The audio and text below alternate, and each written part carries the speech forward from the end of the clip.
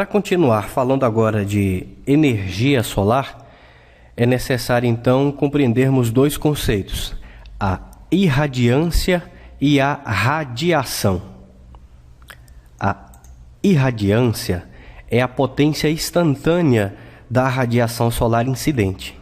A radiação é a quantidade de energia recebida em determinada área e por determinado tempo. Quanto mais alta for a irradiância, a potência da radiação solar, mais energia, mais radiação poderá ser captada. Quanto maior for a área de captação, de absorção da irradiância, da energia solar incidente, mais energia solar, mais radiação poderá ser captada. E quanto maior for o tempo de exposição, mais energia solar, mais radiação solar poderá ser captada. A irradiância, como é a unidade de medida de potência de radiação incidente, é medida em watt por metro quadrado. A radiação, como é medida de energia, a unidade de medida é o watt-hora ou watt-hora por metro quadrado e sempre com a definição de um período de captação. Então a gente vai ouvir falar de radiação solar em, por exemplo, um valor múltiplo de 1000 kWh por metro quadrado por dia, kWh por metro quadrado por mês, kWh por metro quadrado por ano.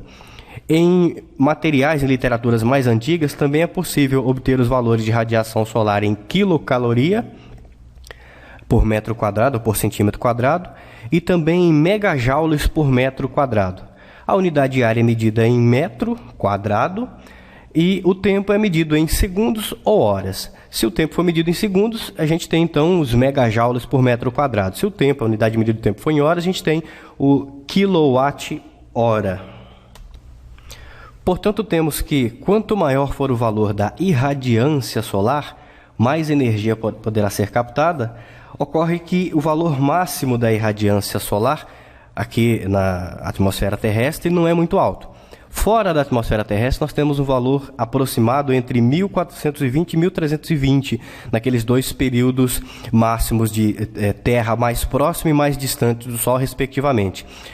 Na média, nós temos um valor de 1353, em algumas literaturas, 1353 watts por metro quadrado ou 1366. Há uma certa divergência de acordo com a literatura que você buscar esse valor. É o valor chamado da constante solar, que é o valor médio da irradiância, da potência da radiação solar fora da atmosfera. Abaixo da atmosfera, nós temos valores menores de irradiância solar, de potência da radiação solar. Isso ocorre porque a atmosfera terrestre influencia direta e ativamente na quantidade de energia que chega até o solo, porque a atmosfera terrestre age como um filtro. Ela reflete, dispersa e absorve irradiância solar. Ao atravessar a atmosfera terrestre, a irradiância solar se divide em duas componentes: a irradiância direta, que vem diretamente do Sol, e a irradiância difusa, a que vem das nuvens, vem de toda a abóbada celeste. Além disso, nós temos a irradiância de albedo, é aquela que é refletida do solo para o espaço ou para o entorno. A irradiância direta corresponde por 70% de toda a radiação solar que pode ser captada por algum dispositivo aproveitador da radiação solar. A irradiância difusa corresponde a aproximadamente 30%. O valor de albedo, da irradiância de albedo refletida do solo, costuma ser muito pequeno. Geralmente os maiores valores são da ordem de 2% em locais, por exemplo, que tem neve. A neve, sendo clara, sendo branca, reflete muito a radiação solar, acaba influenciando mais.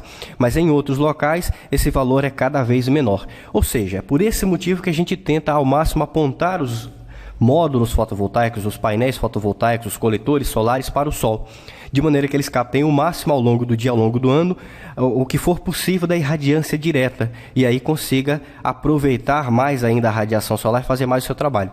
Se a gente tem um arranjo fotovoltaico, um conjunto de coletores solares térmicos apontados para o céu, mas não para o Sol, o rendimento desse equipamento será então muito baixo. Para entender as variações da energia solar incidente, é importante compreender as relações entre o Sol e a Terra. Sabemos que a Terra é redonda e apresenta dois movimentos distintos: o movimento de rotação em torno de si mesma e o movimento de translação ao redor do Sol. Para cada volta completa de translação em torno do Sol, a Terra realiza aproximadamente 365 voltas de rotação em torno de si mesma. E é por isso que se considera que o ano tem aproximadamente 365 dias. O movimento de rotação ocorre em torno de um eixo imaginário que apresenta uma inclinação de aproximadamente 23,5 graus em relação ao eixo perpendicular ao plano em que a Terra descreve ao orbitar o Sol. É essa inclinação do eixo e o movimento de translação em torno do Sol que determinam as estações do ano, com sua variação de temperatura e quantidade de horas de dia e de noite ao longo dos 365 dias que compõem um ano. Como a Terra é aproximadamente esférica, se divide em dois hemisférios, o hemisfério norte e o hemisfério sul. É devido à forma esférica que sempre metade do planeta recebe luz do Sol, enquanto a outra metade estará em sua própria sombra. A Terra orbita o Sol em uma trajetória elíptica e, apesar de variar a distância entre o Sol e a Terra, não é essa variação de distância a responsável pelas estações do ano. À medida que a Terra gira em torno do Sol, o seu eixo de rotação mantém sempre a mesma posição ao longo de toda a órbita que ela descreve em torno do Sol. E para entender a ocorrência das estações do ano e variação de energia solar recebida, devemos analisar a posição da Terra em relação ao Sol em 4 momentos distintos: os dias dos solstícios e os dias dos equinócios.